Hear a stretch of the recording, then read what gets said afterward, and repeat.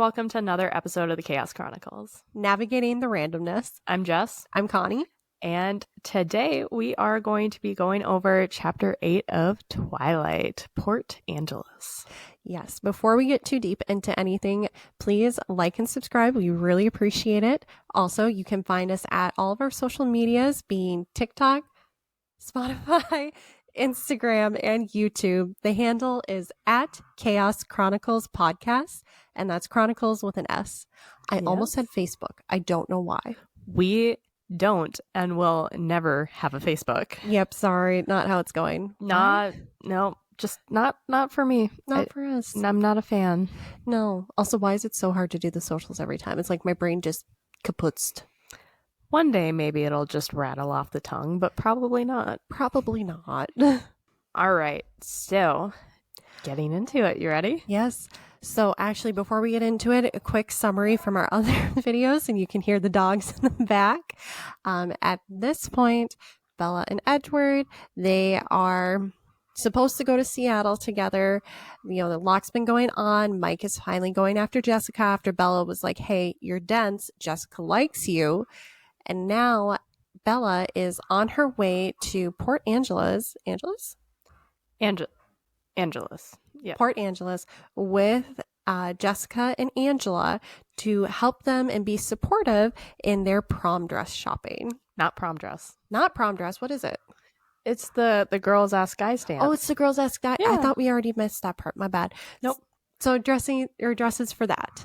Yes. And Bella has started having inklings that vampires / cold ones are what the Cullens are. So she's trying to put pieces together and find out what's going on. Yes. All right. Let's dive in because this chapter is finally where it's starting to pick up. All right. So Jessica drives Bella and Angela very quickly to Port Angeles. In the car, they listen to, quote, whiny rock songs. And Jessica talked about the boys in their group. Jessica's dinner with Mike went well, and she's hoping that by Saturday night they will have their first kiss. Aww. Do you remember that, though, in like the fresh new relationships? You're like, we're kind of at the hand-holding stage, and ooh, this might be like the night where we actually kiss, and yeah. If you've kind of heard the first kiss stories in our Spouting About Spouses episode, which I really think you should listen because Jess and Mitch, it's a very cute one. It's kind of awkward. It's really awkward. That's why it's so cute. Well, if you're here listening to Twilight, you already like awkward stuff, so you probably would love it. All right. So Bella smiles to herself because she is pleased with her part in the Mike-Jessica situation.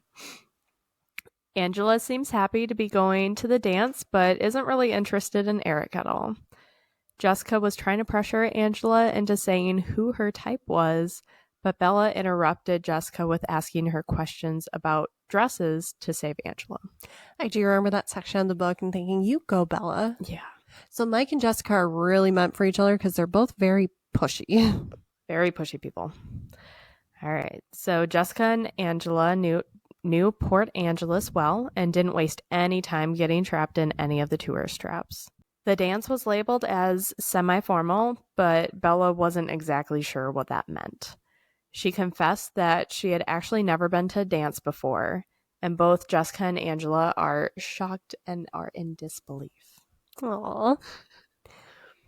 Jessica asks if she ever went with her boyfriend, but Bella said that she never had a boyfriend or anything close because no one asked her and she didn't go out much. Jessica points out that people here ask her out and she turns them down. It's true. It's true. You've turned down 3 boys now. Yeah, which is well within your right to do so. Yeah. And Angela interjects by saying, well, except for Tyler. Right? I read that. I was like, wait, what? What do you mean? Well, actually, yeah, because he didn't give... Well, no, she rejected him for the girls ask boys dance. I keep flipping around because the boys asked her instead of the other way around. Yeah. But then he did run off saying, "Oh, don't worry, there's always prom." Yeah. So Bella was taken aback, which, yeah. And Angela continues by saying that Tyler is telling everyone that he is taking her to prom. I remember this. I know. I'm sure you just kind of like, I don't want to remember this. I do block that part. Yeah, that's by the way, that is not an attractive thing to just commandeer and say like, "Oh yeah, I'm taking you to the prom." No. It's almost like repulsion at that point. If that happened to me, I'd be like, "Oh, are you now? Really? Who said that?" Because it wasn't me. It wasn't me. Yeah. You're taking Connie? Is that the name of your sex doll? Because that's fucking weird, because that is only Connie that you're taking. Yep. So Bella is even more shocked, which, yeah. And Angela tells Jessica, quote, "See, I told you it wasn't true," end quote. Jessica then tells Bella that is why Lauren doesn't like her. I remember that part too. Yeah. Okay, that is not girls supporting girls' behavior. Be mad at Tyler. I'm mad at Tyler. Also, no, you don't get to be mad at someone who did not ask to be liked by your crush. Yeah. Like, sucks to suck. Sucks to suck. And like, don't even, that guy's not good enough for you then. Not good enough. Move on. Still, like, I don't even want to say that Lauren could be mad at Tyler, because no one is owed affection by another person. So Tyler can like who he wants. Unless he's leading Lauren on. In that case, he's a douche. I know that's what I was about to say, but I don't. Do you think he's a douche, Ruby? A douche canoe? Yeah. The 2 blinks says yes. Good girl. All right. Bella is clearly upset because her response is, quote, "Do you think that if I ran him over with my truck, he would stop feeling guilty about the accident? That might..." I can't even finish this. "That he might give up on making amends and call it even," end quote. See, Bella's got a couple of good ones in her back pocket. We need more of that. She does, but like, do the same when it comes to Edward. Yes. Please. Yes. Gosh. Also, I commend her there, because knowing me, my response would probably be along the same lines if I was in her situation. You go, Bella. Right? Where if I told somebody like, "Really, it's okay," and they're still going on and on about it, then I'd be like, "Do I have to hit you? What do I have to do? Because this is annoying now." Yeah. You're good. I've told you that you are good so many times. Chill out. Mm-hmm. Chill out. If you ask one more time, I'm going to be mad, and then you're not good. Yeah. It's like asking, "Are you mad? Are you sure you're not mad? Are you sure you're not mad?" Well, now I am. And then stabby. And then stabby. We got to get stabby over here. What the just came out of my mouth? I know, Ruby. We got to get stabby in every episode. We do. Could be a drinking game. Depends on the episode, though. You might get cirrhosis of the liver on a couple of them. Yeah, you might want to watch it on Daddy Issues and Stabby Issues. Daddy Issues and Stabby Issues. Oh, and I don't know if it'll be out yet, but the kidnapping episode, I think there was a couple of stabs in there. Or that was just violence. I think it was just violence. It was just violence. It was warranted violence. Very warranted. Yes.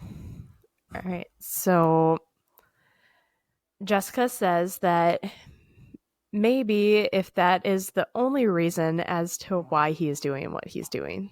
So maybe running him over with a truck would work if that is the only reason. I don't think it is, though. I don't either. Yeah. So Angela and Jessica start trying on dresses. Jessica picked a knee-length electric blue dress with spaghetti straps. And Angela chooses a pale pink dress that complements her height and honey colors in her hair.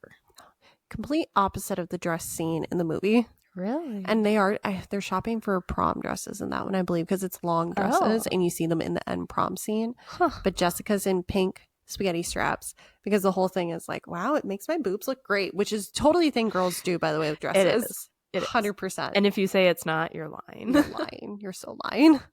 And then Angela ends up in is it blue or purple?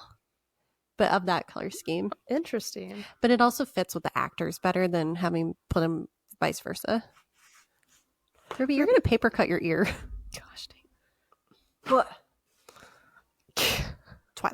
Twilight. In case you haven't seen the cover frickin' everywhere.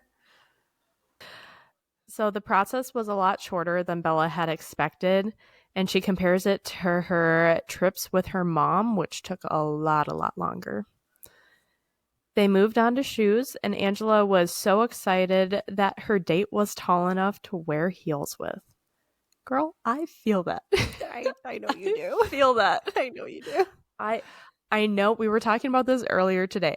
I know it may look like I am short. It is only my torso that is short. Yep. If you're thinking I'm the taller one here, I'm not. I have the taller torso. Yep. But Jess is taller than me. I am. My height is in my legs, not my torso. I have a baby torso. It's okay. I have a long torso. I stole your portion. But I always forget we're not the same height until we're like actually standing next to each other, and I'm like, oh yeah. Whoops. I know. We're the same height in my head. We are. Yeah. I present tall, so people do think I'm closer to your height. Yeah. I get that from my mother. Thank you, Jill. And my dad, who is shorter than you think. Yeah. I'm taller than him. Yep. He doesn't like that. No. That's okay though. Okay. But ow. I saw that. But yeah, I definitely feel her struggle. That was always a big thing because I would always date people that were. Did I ever date a tall? I don't think I ever dated someone super taller than me. I don't think I did. They were all like around the same-ish height of me, and even my husband is 4 inches taller. Yeah, I was gonna say because I think how is 5'10", 11? Mitch? Yeah, he's 6 foot. Oh, he is 6 foot, and I'm 5'8". There we go. I always forget you're 5'8". I know. I'm 5'6.5". Yeah, I would love to be like 5'7" because my mom's 5'7". I'm like, I want that ½ inch. I remember always being so insecure about being tall growing up, and now I'm like, meh. I know. I was the tall one for a long time in my grade, and so I was insecure. But now I'm like, no, I would love to be tall. I used to get yelled at by all the physical therapists I had to go to because they're like, your posture is horrible because you're so insecure about your height. You keep like this, hunching over. Yup. Yeah. I know. See, and I always wanted to be, once I got into piano, and then I had to have the good posture because my teacher was not only a music teacher, voice teacher, piano teacher, she also did, I want to say beauty pageants, but I know if she was here, she'd smack me and correct me because it wasn't just beauty, but it was talent pageants. There we go. Yeah. But it also had the beauty, and so she was big on posture for your back, posture for your hands, and go. Like, I cannot play piano with my wrists down. Oh no! Oh, I can't do that either. I can't do it without being fully straightened up because of all of her years of correcting me. Yeah, that was the only time that I actually had good posture was when I was playing piano, and that was it. Yeah, that was it. But you have to. Honestly, the best playing I've done has been when my posture has been really good. I don't know why. So that was a side note. I feel her. But we feel Angela. Yes. So Jessica heads over to jewelry, leaving Angela and Bella alone. Bella encourages Angela to get those pink heels because they're on sale. And then asks Angela if it was normal for the Cullens to be out of school a lot.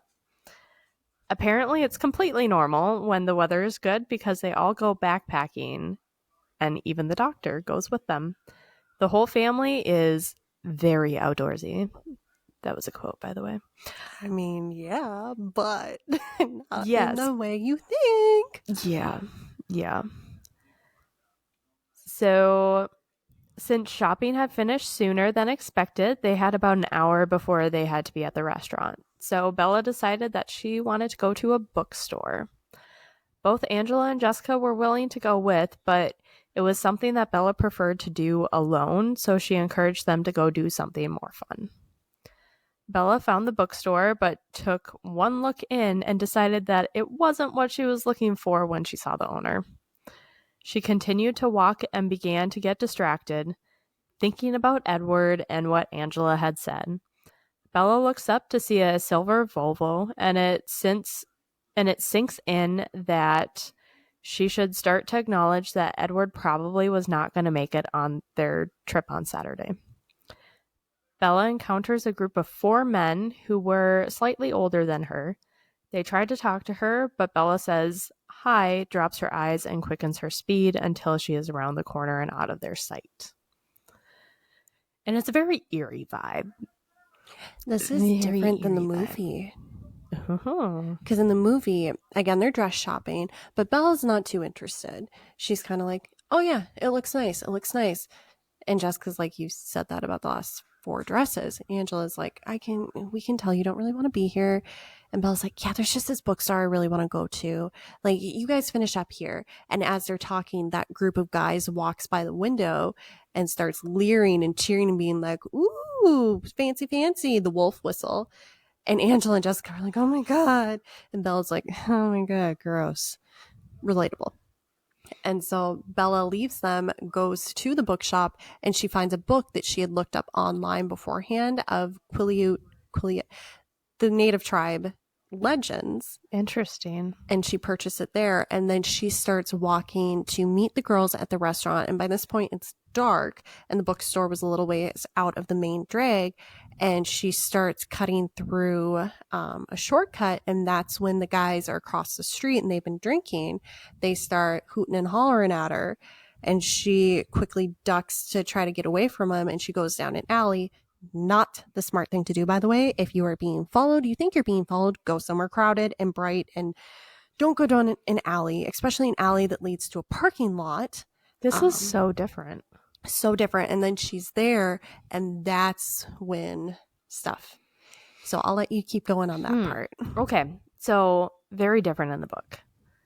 Very different. So she says hi, drops her eyes, quickens her speed until she is around the corner and out of their sight. The sun started to set and it began to get dark. She looked behind her and then realized that there are 2 of the men walking about 20 feet behind her. They were from that same group of 4 that she had passed earlier. Bella then realized that her pepper spray was still in her duffel bag and never got unpacked from her moving.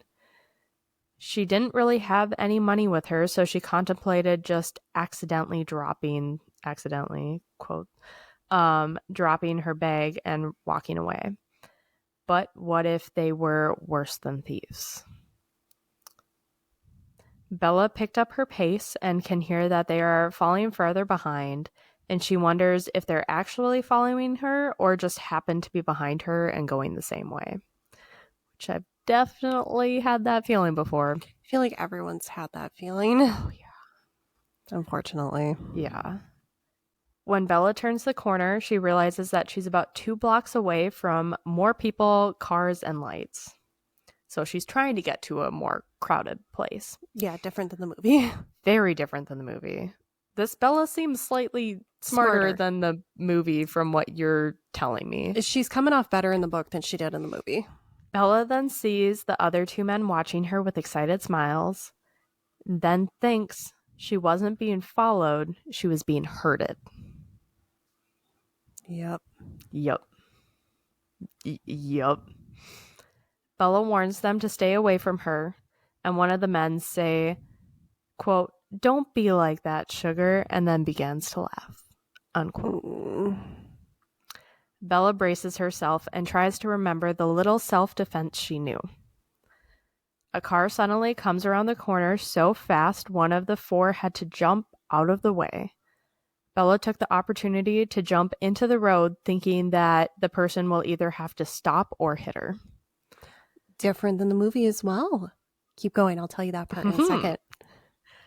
The silver car came to a stop and opened the passenger door. A furious voice comes from inside and commanding, quote, "Get in." Bella jumped in, and suddenly she felt so secure.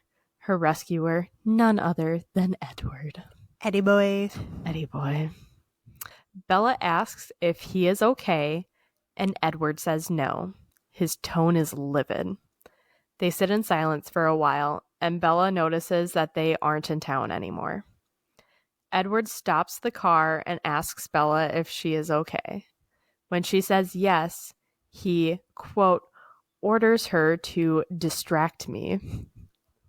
And my mind was like, where are we going with this? Hold up. It's not that way. I know. It's not that way, but I know how it sounds. I know. It's like, hold up. She could have said something a lot better, like something different. It comes off as intended in the movie. Okay. Assuming that's how Stephanie intended it, because they're in that scene and like you can tell Edward is just seething with rage. And Bella's kind of like, you're speeding. And he's like, distract me. And she goes, put on your seatbelt. And he just incredulously laughs like, you put on your seatbelt. Yeah, no, I mean, Comes they're in a better there. stopped car at this point. Oh no, they are driving fast at this point.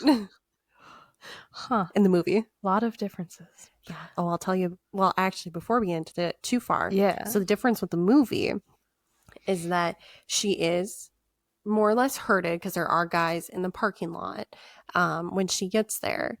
And they do start, being creepy. That, oh, smile for us. Or aren't you so cute? We saw you earlier. You got such a nice body. The nice things.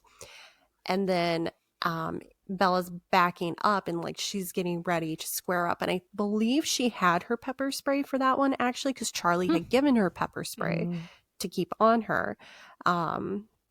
Nice job, Charlie. Good job, Charlie. I don't remember if she sprayed it or not. I don't think she got a chance to. But then Edward veers in between Bella and the other guys, or like off to the side enough. And he gets out of the car and he tells Bella, get in. And she just gets in. And he goes up and like squares toe to toe with the main guy, the creepiest one. And the creepy guy is kind of acting drunk and he's just all of a sudden like, okay. Because Edward is just like full on murder predator glare at him. And so he slowly backs up, gets into the car and starts driving off. And that's when they have that exchange. Interesting. And that's actually when he mentioned after the distract me thing, she's like saying slow down and all that. And he's just finding it funny. That's like later on in this chapter. Really? But it's not in this moment. Not in that moment, because that's where he says, you don't know what they were thinking.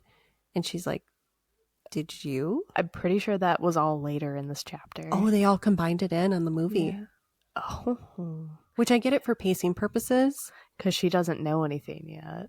Oh, so we got some differences. So let us know if you've listened this far. So far, I mean, we're probably not even halfway, but let us know, do you like the book version of this better or the movie version?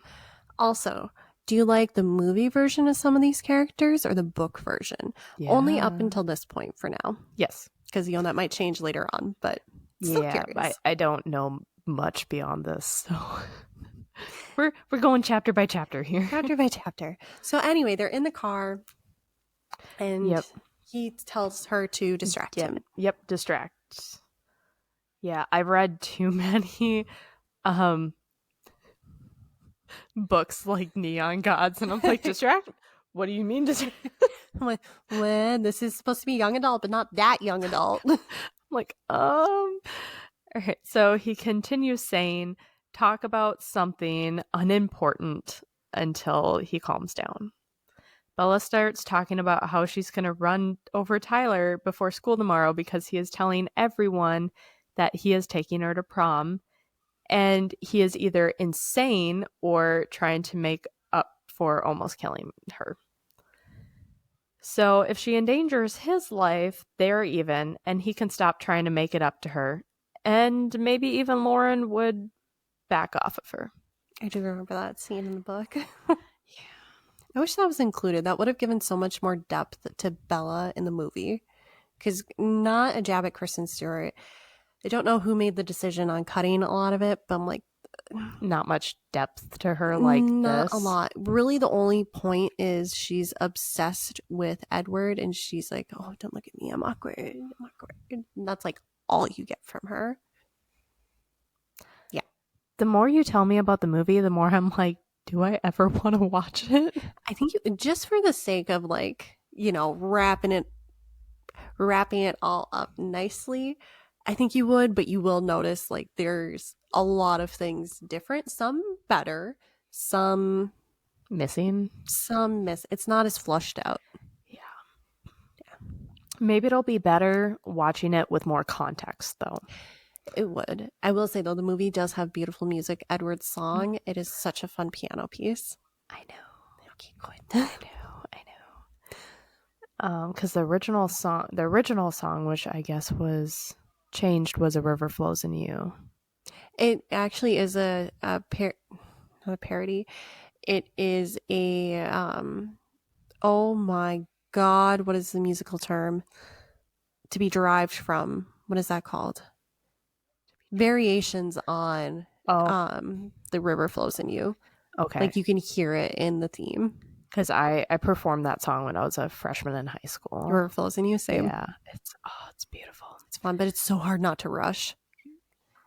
I didn't have an issue with that one. Really? Oh, I've always been a rusher when it comes to slow pieces.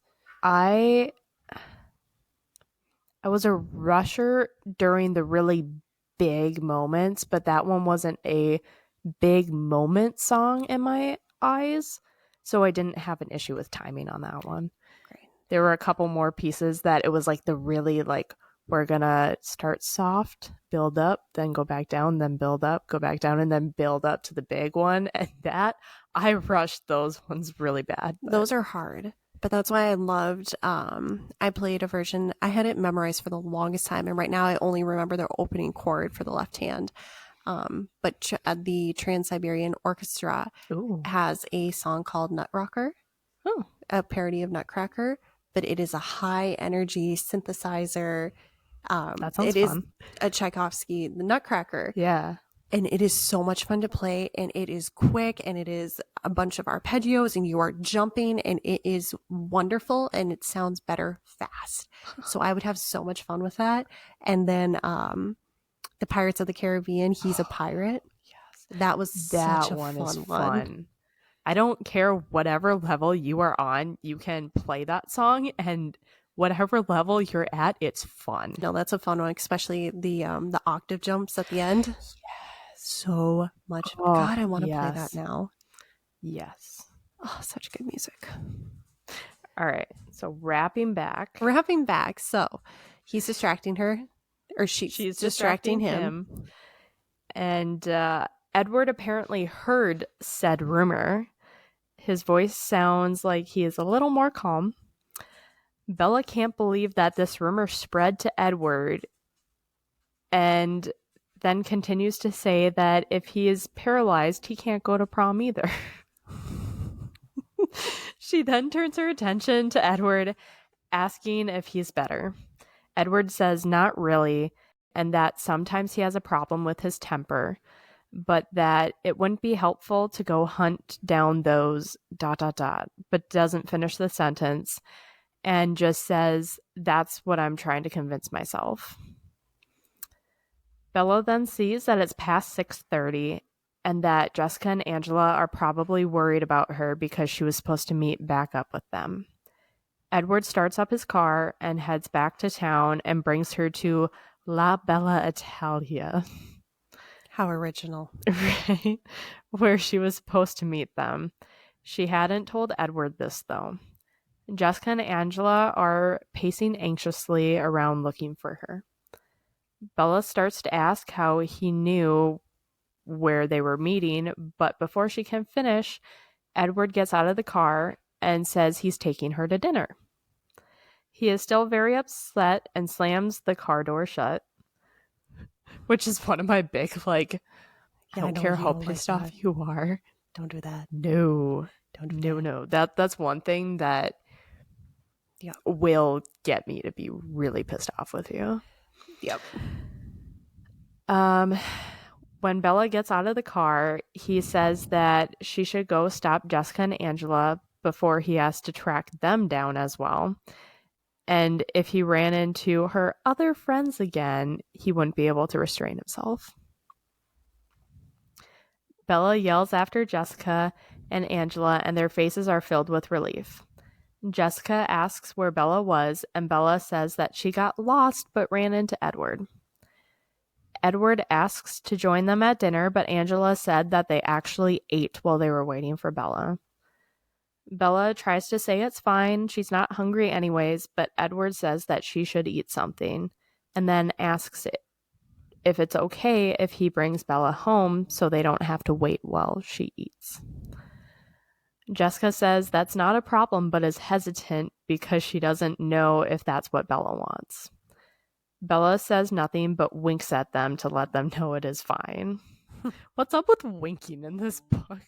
See, it comes across more natural in the book than it does in the movie, whereas it's just kind of a very awkward where Kristen Stewart is just so stiff as Bella. Then all of a sudden she's like, no, it's good. It just doesn't fit. No, it doesn't, because it's like she goes from no personality to trying to have personality, trying to be book Bella. And again, I'm not faulting her too much. There was a lot. There's a lot with the script. Yeah. A lot with the script, a lot with the director. But it is one of those where even when I watched it the first time, I'm like, uncomfortable, doesn't fit. It almost felt autistic. Gotcha. Where it's like, oh, I'm supposed to mimic something that makes other people comfortable real quick. Let me do that social thing. Gosh damn it, Ruby, what are you doing? Did she just kick you out of your notes? We're good. We're good. Y'all didn't see. Ruby just kicked the laptop and kicked her out of her notes for a little bit. We're recording. Ruby just kicked my laptop and turned me on airplane mode and kicked me out. She literally kicked you out of recording. Yeah. Thanks, Ruby.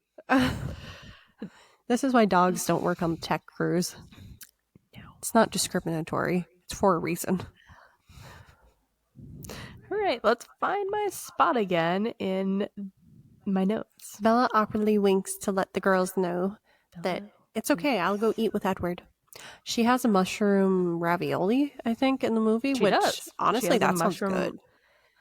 We just had mushroom ravioli a couple days ago. It was really good. With the white sauce.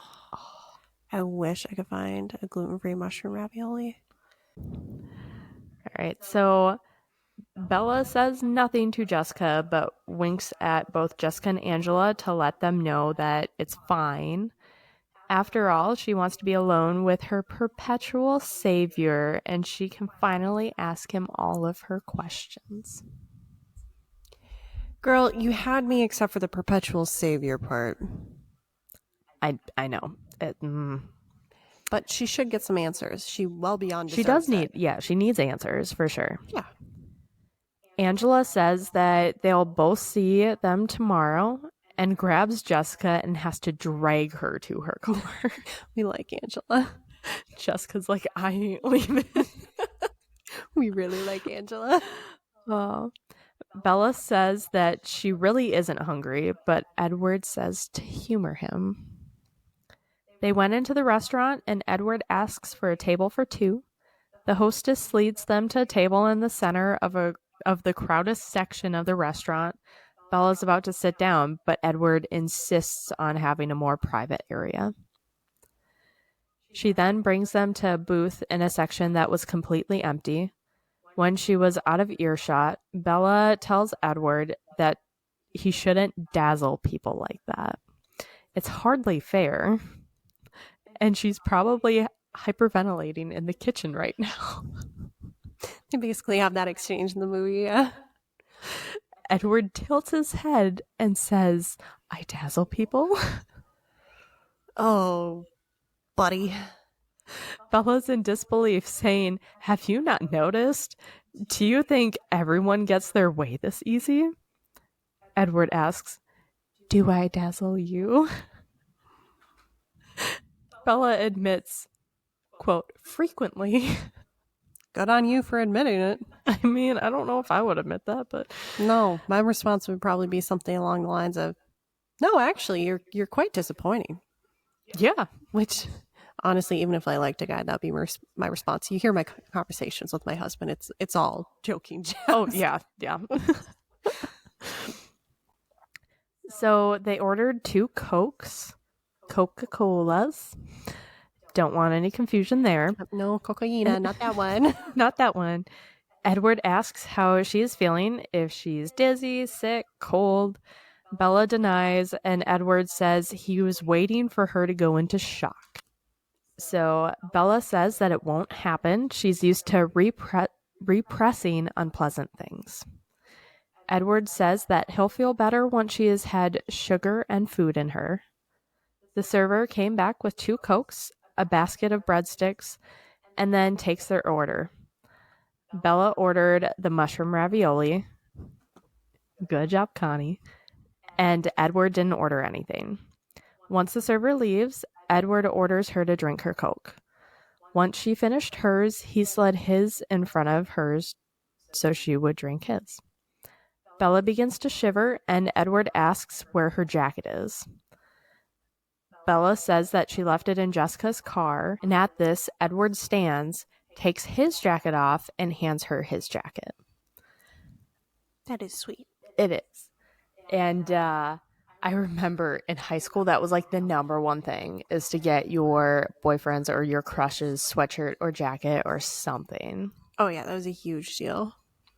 I do remember that being big. Mm-hmm. And there was only one boyfriend where I actually... Yeah, that was one junior and senior year. I had some of his sweatshirts. I gave him back when we broke up. Same. I think I had one official boyfriend sweatshirt and then 2 unofficial, like flings. Yeah. And I had my brothers return them.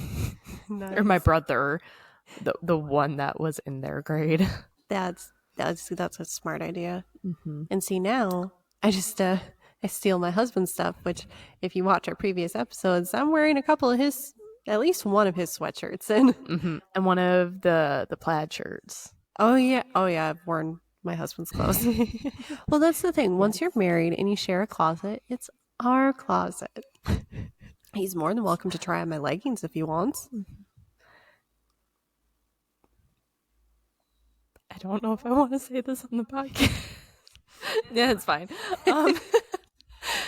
Mitch got a kick out of he grabbed my jean shorts. And so he's like, I want some shorts, but they have to be really short. Like, I want short shorts. And I'm like, I got some jean shorts. And he's like, really? He got so excited. Put them on. They fit? They fit. They're really stretchy. Okay. They're really, really stretchy.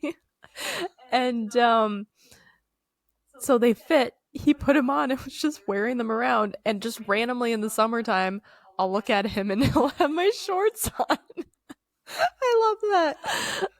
Oh my God. I don't have jean shorts anymore. I've got my biker shorts, which I pretty much live in those during the summer. Mm-hmm. It's so comfortable. Biker shorts are so comfy. I hated on them for so long. So did I. And then I got to them and was like, oh my God, these are amazing. They're so great. Wear them with a baggy t-shirt. Super comfortable. Wear it with a workout top and then throw a plaid around your waist. Phenomenal. Amazing. It's great. They don't hurt. They don't make my thighs hurt from rubbing against each other. Yeah.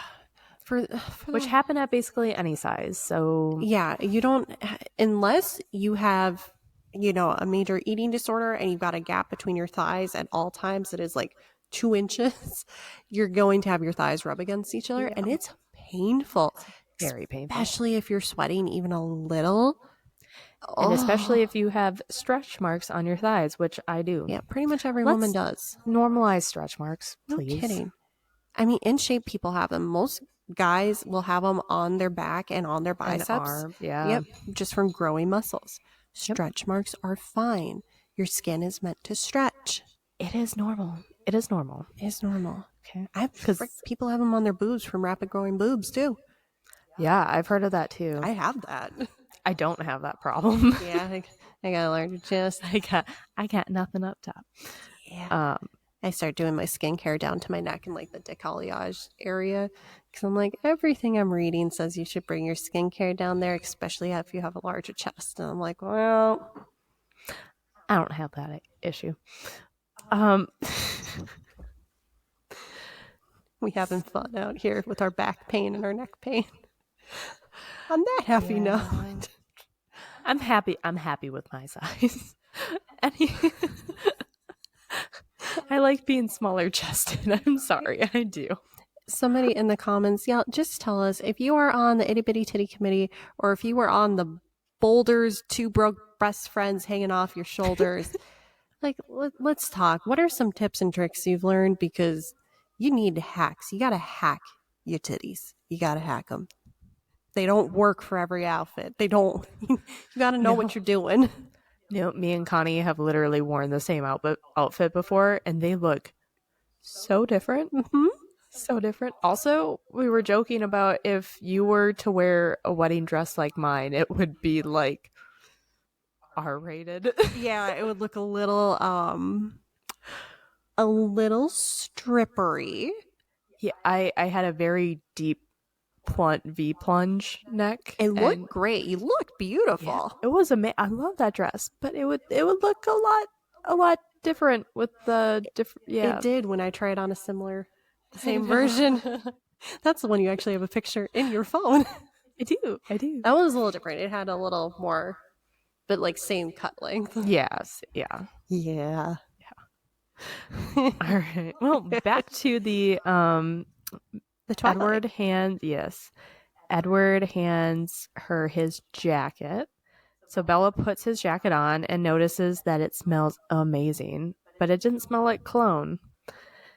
Edward compliments her, saying that the blue looks lovely with her skin. She blushes, looks down, and Edward pushes the breadsticks towards her. Edward can't believe that she doesn't even look shaken from the events, and Bella reassures him that she feels safe with him. At this, Edward seems to be upset and says, "This is more complicated than I'd planned." It's kind of similar in the movie, and I think there's a deleted scene where they have more of a conversation. Oh, during this, by the way, is the waitress like majorly flirting with Edward?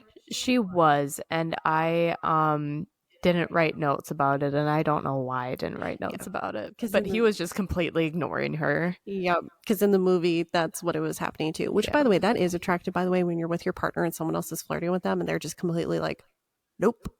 And that's why Bella was like, it's not fair to dazzle people like that. I get it. Yeah. So Bella points out that he is usually in a better mood when his eyes are light. Edward is stunned, and she continues saying, "You're always crabbier when your eyes are black." I expect it then. I have a theory about that. Edward says he hopes that she is more creative this time instead of stealing it from comic books. Bella admits it's not from a comic book, but she didn't come up with it on her own. Edward prompts her to continue, but at that moment, the server came with Bella's food. She asked if Edward changed his mind on food. He says no, but wants a refill on the sodas.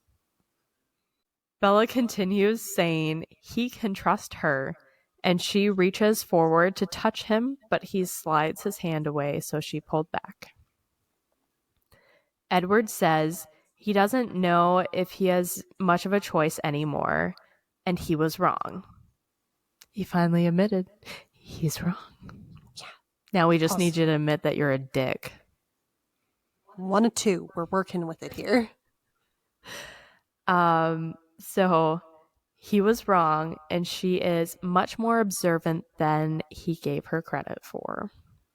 That's a little backhanded, but okay. Mm-hmm. Bella responds with, "I thought you were always right." He says he used to be, but he was wrong about her on one other thing as well. She isn't a magnet for accidents. That was too broad. She is actually a magnet for trouble, and if there is anything dangerous within a 10-mile radius, it would find her. Bella asks if he put himself into that category, and he responds with one word: unequivocally. Unequivocally. What did I said? Unequivocally. I got where you're going. Sorry, guys. It's been a long day. It has been a long day. Bella once again stretches her hands across the table and ignores him when he pulls back. It just kind of... Yeah, that is a little... Yeah. But I'm also really big on, like, respecting physical boundaries. I am too. We're both big on respect here. Yeah, you can't tell. Yeah. If someone pulls back, I do not go forward. Yeah. Also, unless he already pulled back. Well, yeah. Animals are different. Okay. Well, yes, they're yes and no. Yes. We're not going to get into that. But she already did this once, and he pulled away. So why do you reinitiate it? And he still pulls away. And anyway, yeah, awkward. Yeah, you wouldn't like it if Mike or Tyler or Eric did that to you. Exactly. So Bella once again stretches her hand across the table and ignores him when he pulls back. Don't do that. She touches him on the back of his hand and says his skin was cold and hard like stone. Bella says thank you. That's twice now that he has saved her. He says, let's not try for 3. Which I get, yeah. That would be my response. Same.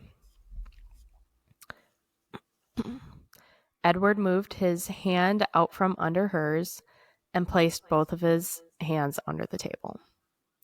Clear signs you overstep boundaries. This whole just... Yeah. Granted, I understand in the situation because she's like, all right, you are not forthcoming with me. I'm going to physically drag you over onto my side so we can talk. I know, but still. Well, I'm not saying I agree with that. I understand where she's coming from, but... So Edward moved his... Oh, I just said that. He leaned toward her and quietly spoke, saying that he followed her to Port Angeles. He had never tried to keep a specific person alive before, and it's more trouble than he thought that it would be, but it might just be because it's Bella. Most people make it through the day without so many issues. Which, I mean, yeah, there's been some issues. But how many are because of Edward? All of them. Exactly. Didn't pick up. Too quiet. Yeah, it might be too quiet. Maybe we don't whisper into the microphone. It's just part of my sassy, frassy nature. I know that's going to be hard to beat out of. Both of us do it. All right. We're just going to have to get real more up close and personal with these microphones. Anytime we whisper, just get closer. Oh, it picked up. Ooh. Okay. Anywho. Bella asks if her number was up the first time with the van and that he's just interfering with fate. Edward admits that wasn't the first time because your number was up the first time I met you. I do remember that conversation. Yep. Bella has a flashback of that first day with Edward. Edward says if she eats, he'll talk. He says it's harder than it should be to keep track of her. Usually he can find someone easily once he's heard their mind before. He was keeping tabs on Jessica, but not too closely, and didn't realize for a while that Bella had broken off from the group. When he realized that she broke off, he went to the bookstore, but when he saw the owner and the shop, he knew that she wouldn't have gone in. So he figured that she went south. He ended up just waiting for her by randomly searching through the thoughts of people walking by. He had no reason to be worried, but he was also very anxious. But then he heard what they were thinking. He saw her face in their mind. It was very hard for him to take her away and leave them alive. He could have let her go with Jessica and Angela, but was scared if he was alone, he would go after the group. Edward pays for Bella's meal, and they left. Was there, because in the movie the interaction is where he says he can read minds, and Bella goes, Yes, and he says, I can't read yours. And she goes, oh, is there something wrong with me? Yep, and he goes, Coming up. you were the, oh, okay. Yeah. Yeah. Oh, that was in the restaurant. Oh, Because that's the one where he looks around and he's like, I can tell what everyone else is thinking but you. Money, sex, money, sex, money, sex, cat, sex. that is the next chapter, Connie. Son of a biscuit. Wait, I thought you said they left the restaurant. So they just left the restaurant. Yep. Oh, that all happened in the restaurant in the movie. Okay. Yeah. So that happens in the next chapter when they're in his car. But no more spoilers about the next chapter. Sorry. Sorry. Well, you don't know where the book leaves off with chapters. How would you know? It's only been 10 plus years. That too. So they left. As they walked out, Edward was close to her, but careful not to touch her. She starts to think about what Jessica had said about how her and Mike were almost to the first kiss stage. So Bella sighs, and Edward looked at her with curiosity in his eyes. Edward opens the car door for Bella and closes it behind her. Bella noted how graceful he was as he walked around the car. She thinks that she should be used to him by now, but she had a feeling that Edward wasn't a person anyone got used to.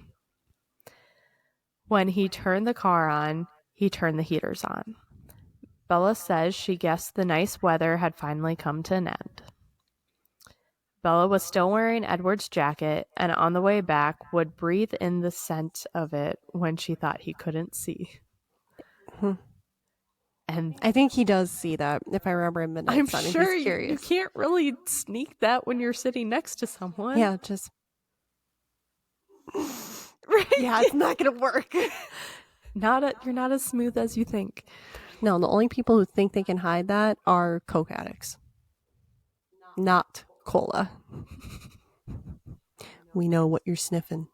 Can't hide it. Yeah. So the last sentence of our chapter here is Edward pulled out through the traffic, apparently without a glance, flipping around to head towards the freeway. Now, he said significantly, it's your turn. End of chapter 8. Haha. All right. Well, we're definitely getting into more interesting content now. I will say that. Yeah. Now it's really picked up. Yeah. Do I like Edward? No. But you dislike him less? A little bit. There we go. I highly, highly doubt I will ever fully say I like Edward. I really don't think I'll get to that point because he has so many red flags that I can't ignore. I don't care if you're nice now, you're such a dick. Yeah, I'm trying to remember book Edward from the later ones. I don't remember him being as much of a red flag, and I actually have some memories of him, and I'd have to go back and reread now as an adult with a fully developed frontal cortex. But I remember him being a little bit more like, nope, slow your roll. That does not make sense. Let's be logical about this. You are rushing into things. Yeah, okay, but it's like, all right, you're a vampire. You've been alive how many years? We don't know at this point. I know. She knows. Well, if anybody listening is reading along for the first time, you're with me. We have no idea how old he is. But he's a lot older than 17. I know that for a fact. Yes, he is much older than 17. And you're acting like this, and you're not 17. You're how old and you're still acting like this, which means you ain't gonna be flipping a switch that fast, especially if you're that old. You're not gonna change your ways that fast. If I do remember correctly, there is something about, they're frozen in time basically at that age. So like there's some development, but this comes more into play with so he never had his Dawn. frontal, gosh damn it. his frontal cortex in his brain developed. The argument could be made. Even still, though, like, I don't care if you're 17 that long. There's something. There's something like context clues. I'm sorry, like you'll pick up on things eventually. Well, with mind reading, you would think, yeah. Is he like over 100 years old? Are we talking? Is he over 100? Oh, he's not over 100. He's not. No. Actually, he and hold up. So is he one of the new ones that Jacob was talking about that they added? No. Okay. No. But he, Alice, Rosalie, and Emmett are younger. I don't remember exact time frame, but I believe Edward, Rosalie, and Alice were all about the same time or within like the same 20s to 30s decade. And then Jasper, older, Carlisle and Esme. Esme is actually younger than Edward, like turned wise. Carlisle's older, and then we get kind of a mix of others. And age does play a factor in something. Well, kind of. Those who know. But we'll get there. We will figure it out eventually. We will. Not in this book. It becomes more in Eclipse. Eclipse, it becomes bigger. All right. Really had to think about that one. All right. Well, any final notes on this chapter? I'm glad we're getting somewhere. Also, Bella, take that jabbies that you had earlier and apply it to Eddie Boy. Mm-hmm. Stop. Take those rose-colored glasses off, please. Crush them. Yep. They're biodegradable. Get rid of them. Yeah, never put them back on. Never. No.